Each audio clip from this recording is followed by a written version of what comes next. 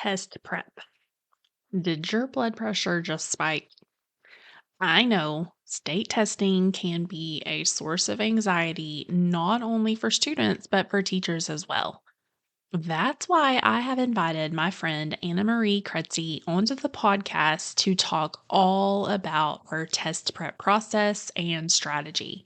And I'm telling you right now, you are not going to want to miss this conversation. Anna Marie is full of fun ideas and tips for getting your students ready for the big test. Get ready to take some notes. Welcome to Upper Elementary Simplified, the podcast where busy and overwhelmed teachers find thoughtful ideas to get students engaged in meaningful learning experiences. Hi, I'm Danna Rodebush, former fifth grade classroom teacher and founder of Teacher Tech Studio. I'm here to share practical tips and strategies that will help you grow as an educator. If you are a tired upper elementary teacher searching for ways to cut down your planning time while boosting student engagement, you are in the right spot. Are you ready? Let's simplify. Hello. I am excited to welcome today's guest, Annamarie Krejci. Annamarie is a former fourth and fifth grade math teacher of 20 years and the teacher author behind Krejci Creations. She is the host of the weekly podcast, Elementary Math Chat, where she shares tips and ideas for whole group instruction, small group activities, and classroom management. Her goal is to share what she's learned as a veteran teacher to inspire and encourage teachers every step of the way. She was awarded Teacher of the Year in 2016 and has always had a passion for creating and sharing resources, as well as collaborating with others. Let's welcome her to the show. Annamarie, welcome to the show. Please tell my audience a little bit about you and how you serve the education community. Well, first of all, thank you so much for having me. I'm excited to be here today. I'm Annamarie Krejci. Let me start with my last name because I know it's a little bit tricky. It's spelled Krejci, and it rhymes with Betsy, so that usually helps people. And I'm originally from Indiana. Go Hoosiers. In Indiana, I taught 10 years of fifth grade math, and then I met my wonderful husband and moved to Tennessee, and that's where I taught fourth grade math for 10 years. And it was about, I think, my second year of living in Tennessee that I opened up my TPT store. And it's funny because it was actually my mom who recommended that I open a TPT store because, she's like, Annamarie, you're making all these resources for your classroom. You should put them online and try to sell them and help other teachers. So I thought, okay, I'll give it a try. And from the start, I realized how much I loved creating resources for others. I had always been someone who liked to collaborate and share ideas, but this was a way I could share my ideas with so many people beyond just my school. And so it was 2022 when I decided to leave the classroom and pursue TPT full-time. And that was not an easy decision to make. But once I made that decision, I made a promise to myself that I wanted to help teachers as much as possible beyond just my TPT store. So that was the reason behind me starting Elementary Math Chat. And that's where I am now. I love that. That is so cool. So, we kind of have the same story of getting started with TPT. I started way back in probably 2013, left the classroom a couple of years ago. I think I've been out of the classroom a little bit longer than you have, but and really just trying to reach more teachers, and students in that way. So I think that's really cool. So I know that the majority of state testing happens towards the end of April. But when did you first begin preparing for testing and what did that look like? Well, this episode's going to air at the beginning of April, and that's kind of right when I started. But, a couple weeks before we got into our big week of test prep, I gave a mock test, kind of like a test simulation day, because I wanted them to know what's it going to look like? What's it going to feel like? How much time am I going to have? What am I going to have on my desk and my table? Fourth graders, they've taken it before, but this is especially important with third grade. They're going to have so many questions and so many nerves. So a couple weeks before, we did a mock test prep day, and, I wrote the start time and stop time on the board. That's really important because I think time is a stressor for them. They're not used to being timed on a test. And I'll tell you this real quick story. My first year of teaching fourth grade, it, I was not prepared for how much time they would have either. And I had 7 students not finish the first portion. And of course, you can't say anything in that moment, but like I saw their panic and I started panicking. So I knew that, and that was before I did a test simulation day. So I knew from then on, I have to have a simulation day and get out all the jitters and have that happen before the actual day. So, but before we did that, we kind of went through like the do's and don'ts of testing, mostly the don'ts. Like you can't get up during the test, you can't talk to your neighbor, you can't hum. I don't know if you ever had the problem with humming, but that was a big thing. And, sometimes you just have to like pick your battles and overlook those things on a normal day, but you cannot do that during a test. And then we also went through, the what ifs. What if my pencil breaks? What if I need a tissue? And, they have their own what if questions, the endless what if questions. So we get it all out on that day. I never really taught a lesson on that day. It was just answer all your questions, go through the do's and don'ts, and let's just do kind of a mock test day. So that's where I started. And then, my real test prep week happened the week before testing. I love the way that you did a simulation test day. That I think that sounds so beneficial for especially for the younger kids. So I spent all my time in fifth grade. So by that point, they were pretty familiar. They'd been taking the test since third grade. They were pretty familiar. So I didn't feel like I really had to do that. But I love how you did that. Just even in your own classroom, how things might be run a little bit differently, than their third or their fourth grade teacher, however, wherever they're at. But I love that. I think that that is really, really beneficial. So, when did you begin your test prep week? And then how did you decide what to focus on for your whole group instruction? Well, typically I always had a week for this. We did it the week before testing, so it was fresh in their mind. Sometimes I had more. It really depended on how many snow days that we had used. I think my last year in the classroom, we actually had 2 weeks, which was amazing. So what I did was that mock test, I had them put their scores in an online form and it itemized all the data and scored it for me. So I took like the top 6 to 8 skills that the majority of the people were missing. 50% or more missed this question. We've got to review this. So those became my whole group lessons. And because I wasn't fully reteaching these lessons, I was able to take, probably 2 a day and review them. So that's kind of what we did on Monday through Thursday. We had a little mini lesson on those topics. And then on the Fridays when we did a glow day, and I'll talk about that in a little bit, but that reviewed kind of everything. That was like our celebration culmination of a really hardworking week. So I really referred to the data to determine, what am I going to teach on those first 4 days? Honestly, though, after a few years, I didn't have to rely on the data so much because I kind of knew these are the things they're going to struggle with, like interpreting remainders. That's going to be needed to review, or we're going to need to review that one. Multiplicative comparisons, long division, line plots. Like I kind of knew what they were going to struggle with. That was nice because then I could just use the same lessons over and over and just add to them and tweak them. And again, on the 5th day, we had a glow day games that reviewed a lot of different skills. So I was able to review a lot through that week in my whole group lessons. Awesome. So, what about those topics that only a handful of students struggled with on your practice test? How did you review those skills? Well, I did that in 2 different ways. First, those became my small group lessons. So if, 5 or 6 people missed a question and they needed to review that, that would be my small group activity. And again, these were short reviews. So I was able to get in one or two groups per day to cover those topics. And I kept it pretty simple.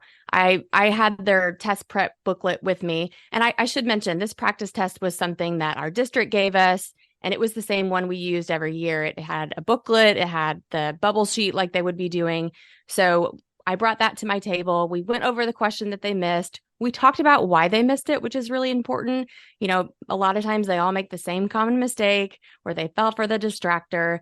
So we went over those things and then practiced a little bit more with maybe a set of task cards, or I would write problems on the board, just make it a quick review. Now, I actually was lucky. I had some flexibility within my RTI time. And so that's when I met with them. And also the week before, I took out my science block and I used that for extra math review. Science just doesn't take as long to review, and math is so much more important. And so I was able to use that flexibility of RTI time and science to pull those groups. And then, second, I included those skills that not everybody needed to review, but were good to review. I included those on their choice board, their test prep choice board. So through my whole group lessons, through small groups, through choice boards, we were able to get a really good review in. Ooh, that sounds fun. Tell me more about the test prep choice board. What did that look like? Well, my kids were used to choice boards, and test prep time I think can feel very stressful. So I wanted to keep things as normal as possible. I didn't want to do too many practice tests and make it too rigorous. I wanted to make it fun. So I took this idea and I called it a teamwork activity board. That's an acronym, and I'll get to that in a minute. But I thought, we're working as a team to prepare. So we called it a teamwork activity board. And it's just a simple 4x4 grid, and the team letters are at the top. I know a lot of teachers do the MATH and they rotate through different activities. So it's like the same idea. And they rotated through these stations. Even though there are four letters, there's only three stations that they rotate through. So the T stands for teacher check. And this is where I would just go around, and if I saw them, if they were working independently or working with a partner, if they were really trying hard and staying on task and putting forth the effort that I expected, I gave them a little check. And there's 4 checks that they can earn.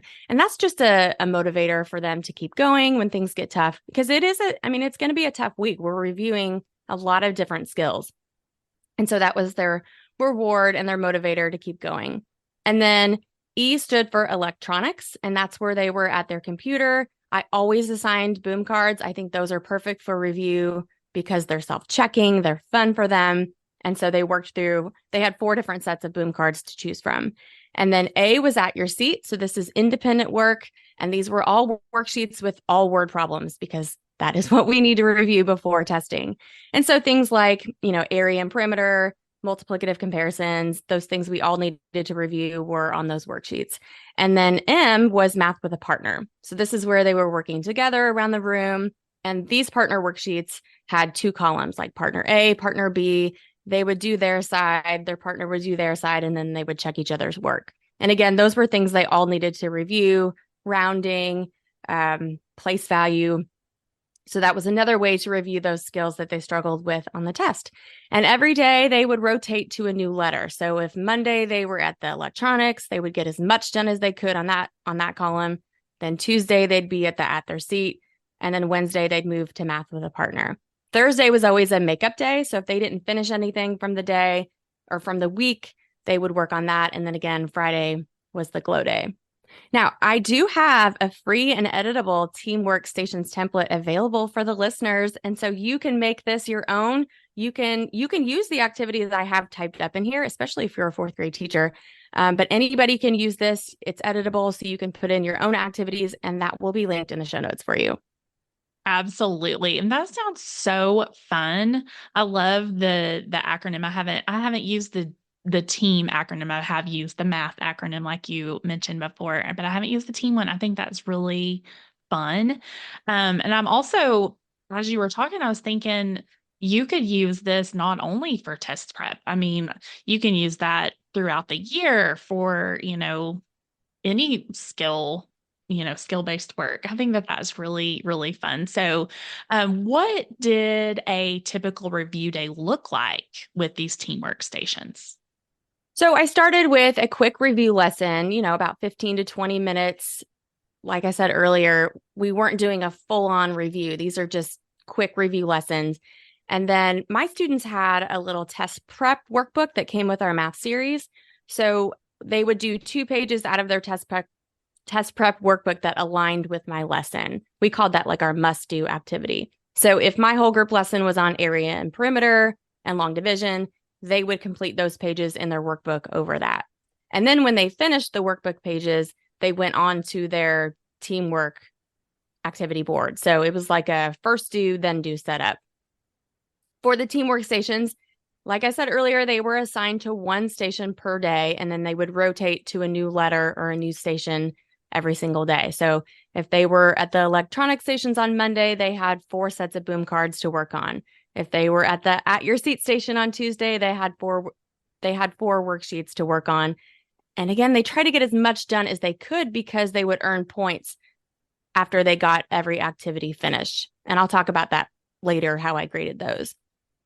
And remember, they only rotated for 3 days. So day 1 through 3, they worked on those letters.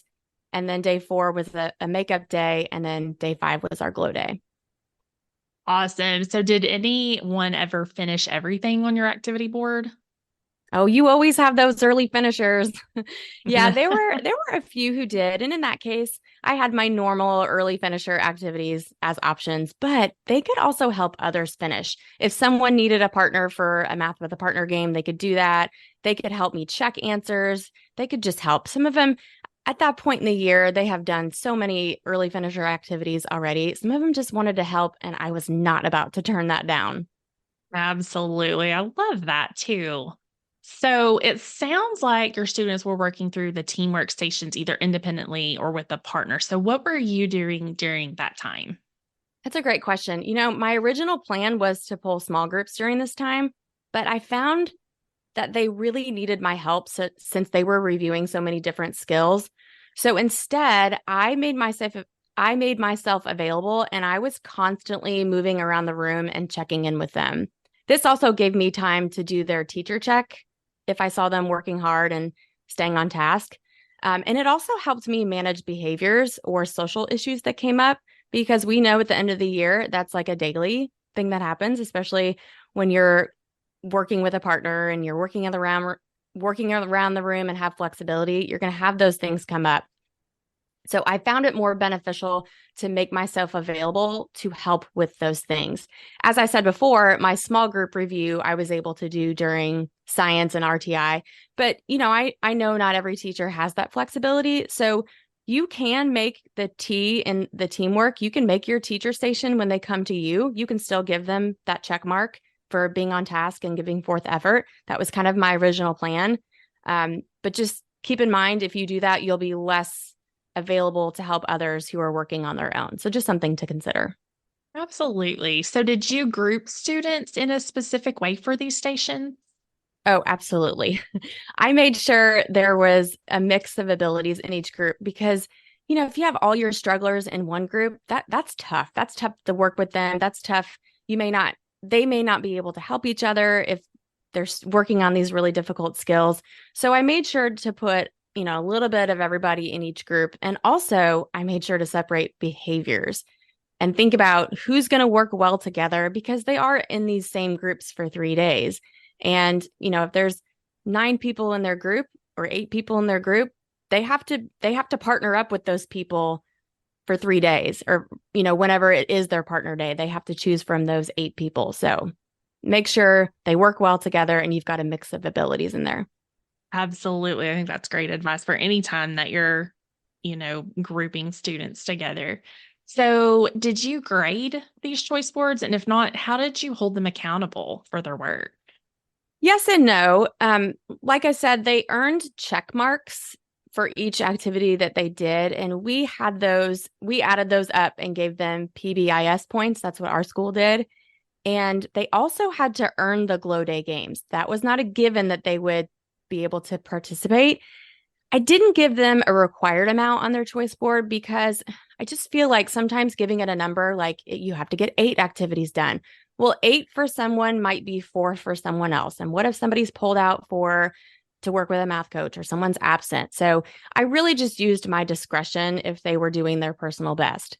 I will tell you though, the good news is I never had a student not earn the glow day games. It really does become a motivator for them. And it's such a fun way to celebrate that they kind of had their eye on the prize all week. So it worked. That is awesome. I'm excited to hear more about that. So how did they earn the check marks? Did they check the boxes or did you check the boxes? So I did something a little bit different than I normally did. I ended up making the check marks. Typically on a choice board, they would just check it off when they finished it. But for this, I wanted to make sure that they were practicing with accuracy and also learning from their mistakes. So they only earned a check mark if they completed the activity with accuracy. And so I did grade them, but I was able to do this all during the class period because remember, I didn't have a small group. So I was able to walk around and help check. And again, that's another reason I decided in the end not to pull groups so I could help with this.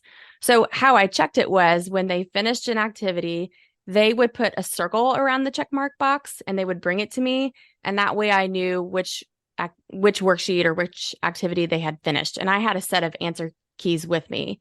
If they had a circle around the box for area and perimeter worksheet, I knew that I needed to grade that. And these were, they're 4 to 5 questions, so they're not very lengthy. So it was pretty quick to check it. And I also had TAs in my room at all times. And so I gave them an extra set of answer keys and they could help check. So I gave them a check if they either, of course, got them all right, or I allowed one miss.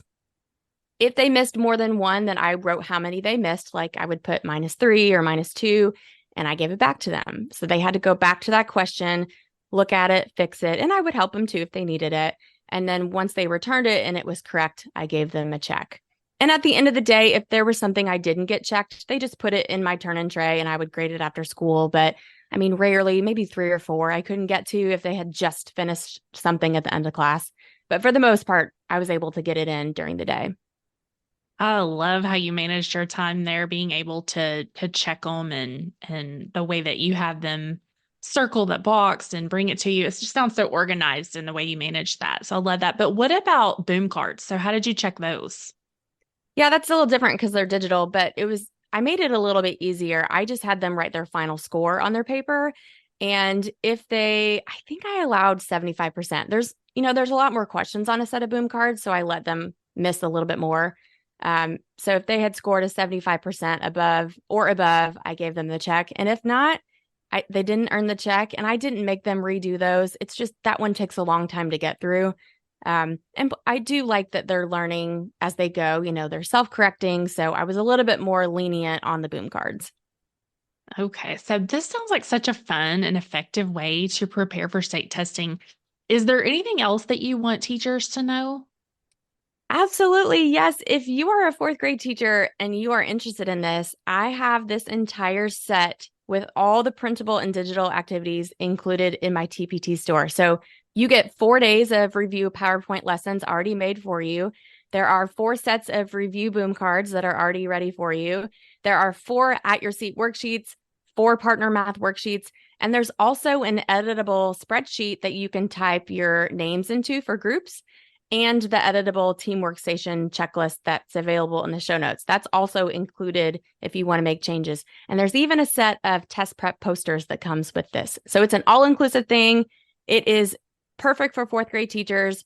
I've done all the work for you. And again, that's in my TPT store, and that'll also be in the show notes.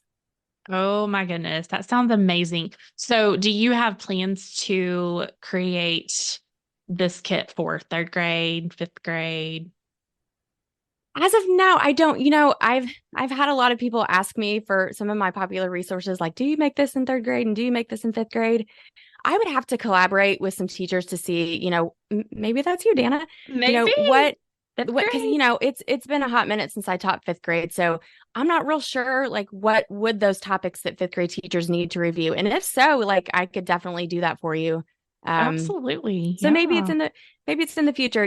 My TPT store is mainly fourth grade, but I have been branching out a little bit to fifth grade and third grade. So maybe in the future. Awesome. That sounds great. So, go ahead and tell my audience where they can find you if they want to connect with you. Well, awesome. Well, my TPT store is Krejci Creations. That's KREJCI Creations. My Instagram. Did you know there's another Krejci Creations on Instagram? Some No, artist there's out there. not. So No way. yes, so What? I had to put an underscore, so Krejci_Creations. That's actually where I also do all of my podcast. I just kind of put it all in one place. So if you want to keep up with the podcast, you'll also find me on Instagram at Krejci Creations. And then I have a fourth grade math Facebook group, and it's mainly focused on lesson planning. So once a week, we post ideas for, whole group, small group, just, manipulatives to use. And that will also be linked in the show notes. It's got a really long name, so we'll just put it in the show notes if you want to join that. If anyone is interested in more information about test prep, my whole month of March is dedicated to test prep. So I've got an episode on the test taking strategies that I taught my students. I have an episode on kind of what we talked about today, but maybe in a little more detail about, what are those do's and don'ts that I told my students? What are the what if questions that we answered?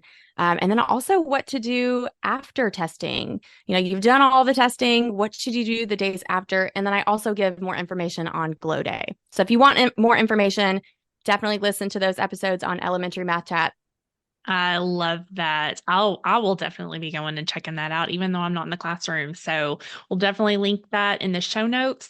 Annamarie, thank you so, so much for being here. I appreciate you, and I have enjoyed speaking with you today about test prep. And I know that my listeners are going to get so much out of this conversation. So thank you again for being here.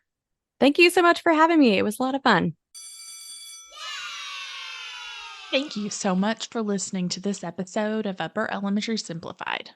I hope you are able to take away something useful that will help you grow as a teacher. I do have a quick favor to ask before you go. If you are enjoying the podcast, please let me know by leaving me a review. It really does make a difference because reviews impact search results, which helps me to expand my reach to other educators. Plus, I love to read my listeners' comments. Until next time, keep life simple.